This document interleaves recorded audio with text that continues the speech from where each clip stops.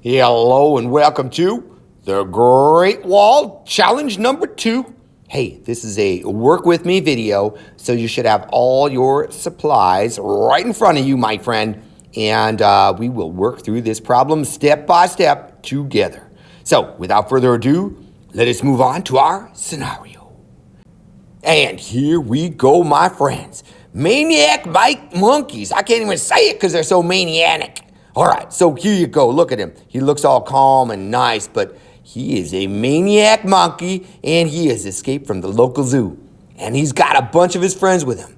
They are howling and screeching as they race towards your school. Grievous giraffes. Oh yeah, they look kind and friendly here, but no, don't be fooled by that. They are reaching and with their long necks and trying to bite and tear at anybody they come near. Shame on you, giraffe. All right, next, you got hungry polar bears. They're roaring with ravenous appetite as they race towards your school. But that is not the worst of it, my friends. More animals are a-coming. That's right. You have just been told that there are 43 different animals. Let's just write that down. 43 different animals that are racing towards your school. Now, lucky for you, your school architects have designed a great wall that grows at the same rate as these dangerous animals. Now, look here. Here's the first section. Now, your job as school mathematician is to discover how many bricks are needed for each section of your wall so that you can build the entire wall. If you solve these algebraic problems, easy for me to say, your great wall will protect the children at your school. Good luck, my friends. Alrighty, so let's rock and roll and solve this problem. Now, for part A here, all you have to do is draw these first 3 and then draw the 4th growth pattern that will look, or actually will follow the same pattern.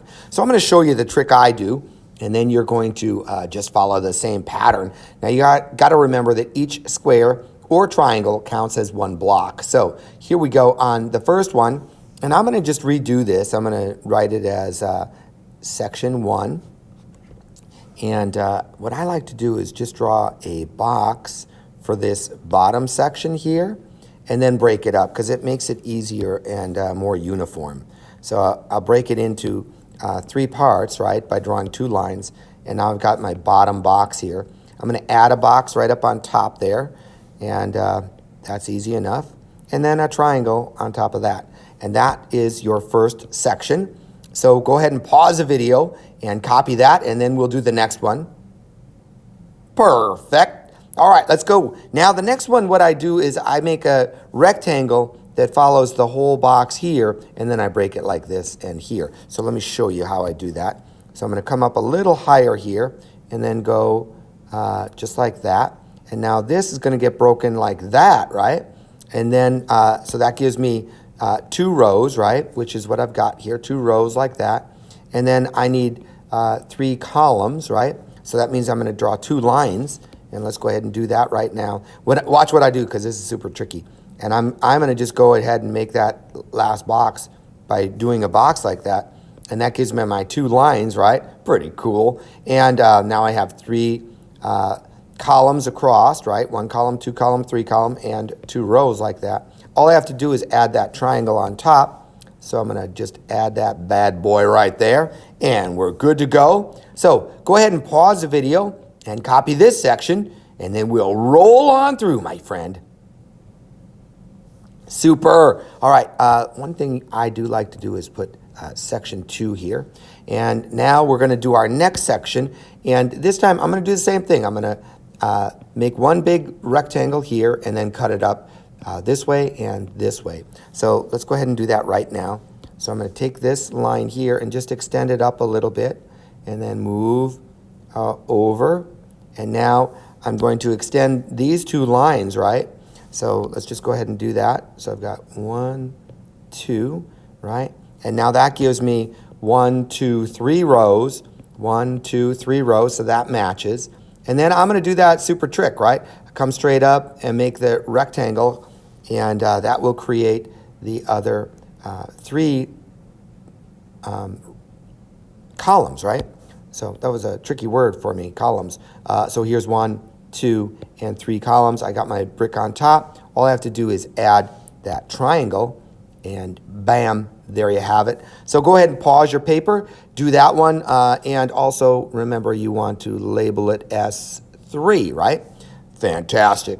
And now I'm going to wait for you while you copy this, and then we'll make our fourth little growth wall pattern thingamajiggy, right? Okay, go ahead.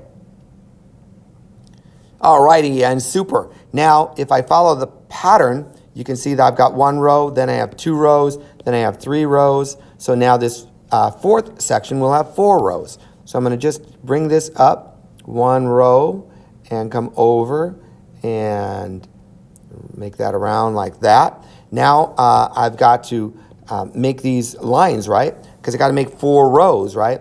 So if I bring this across, I've got 1, 2, 3 lines, and 3 lines gives me 1, 2, 3, 4 rows. Perfect. Then I'm going to do the same column in the center and make that go up and above by 1 block, right? And then straight down. And my lines are a little squirrely, but that's okay. All right, so then all I have left to do is that triangle up on top, triangle, bam, and then I'm going to write S4 because this is section number 4. Bam, there you have it. I love it. So go ahead and pause the video and copy this down, and then we are good to go. Alrighty, my friends. Well, guess what? That is all you have to do for part A of this problem. And once this is all done, you can read part 2, and then we'll do part 2, which is actually part B, together. Until then, I hope you have a fantastic day. I'll see you soon.